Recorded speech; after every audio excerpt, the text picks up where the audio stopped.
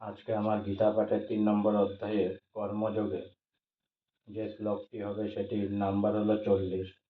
ইন্দ্রিয়াণি মন বুদ্ধিরস্যাদিষ্টান মুচ্যতে এত বিময়তস্য জ্ঞানমা ভীত দেহিনম।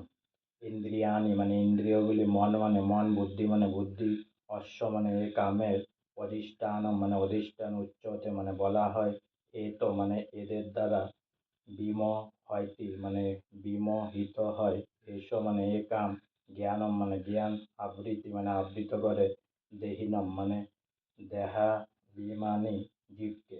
অনুবাদ: ইন্দ্রিয় সমূহ মন ও বুদ্ধি এ কামের আশ্রয়স্থল। এই ইন্দ্রিয় আদির দ্বারা কাম জীবের প্রকৃত জ্ঞানকে আচ্ছন্ন করে থাকে, বিভ্রান্ত করে। তাৎপর্য: বদ্ধ জীবাত্মার দেহের ভিন্ন ভিন্ন গুরুত্বপূর্ণ অংশতে শত্রুর অধিকার করে বসেছে। তাই ভগবান শ্রীকৃষ্ণ সে সমস্ত অংশের কথা ইঙ্গিতে আমাদের বুঝিয়ে দিচ্ছেন, যাতে আমরা সে শত্রুকে পরাভূত করতে পারি।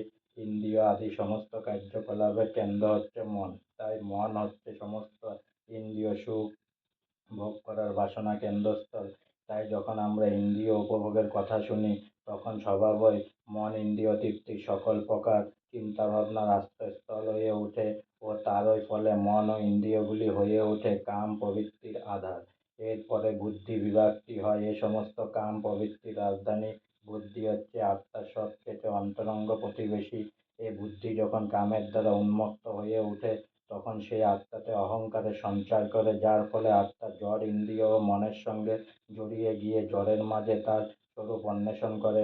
জড় ইন্দ্রিয় সুখকে প্রকৃত সুখ বলে মনে করে আত্মা, তখন তা উপভোগ করতে মত্ত হয়ে ওঠে। শ্রীমদ্ ভগবতে 10/84/13 আত্মার এই আত্মবিস্তৃতিকে খুব সুন্দরভাবে ব্যাখ্যা করে বলা হয়েছে: যস্যাত্মবুদ্ধি পুনঃপে ধাতু কেশোতি কলত্তাদিষু ভৌম ইজ্জদি জ্যোতির্ত বুদ্ধি চলিলে ন কহিচিৎ জনেস্যা বিজ্ঞেষু স এব ঘোগ। যে ত্রিধাতু সম্বন্ধিত এ জড় দেহকে পরম প্রেমানন্দ প্রেমাসম্পদ আত্মা স্ত্রী পুত্রাদিগকে আত্মীয় পার্থিব জন্মস্থানকে পূজনীয় মনে করে এবং তীর্থস্থানে গিয়ে কেবলমাত্র নদীতে স্নান সেরে চলে আসে, কিন্তু পারমার্থিক জ্ঞান সম্পন্ন সেখানকার মানুষদের সঙ্গে ভগবৎ তত্ত্ব আলোচনা করে না, সে একটি গাধা অথবা গরু।